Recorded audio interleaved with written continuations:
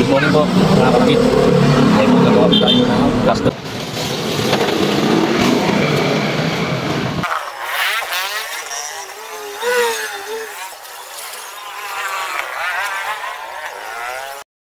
Yan, tatagyan na po natin yung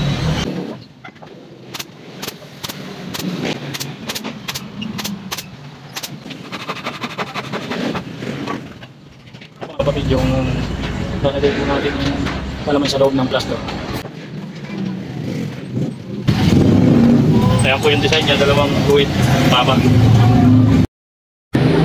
Ayan po yung palaman sa loob na ilagay ko na po. Tatakir ko na lang dito. Ayan, tatakir.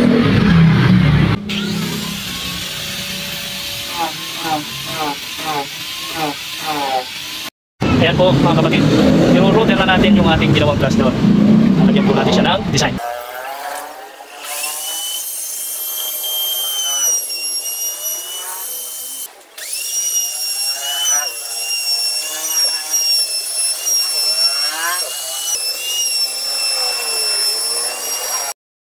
Ayan po mga kapatid, tapos na yung plaster na pinagawa po.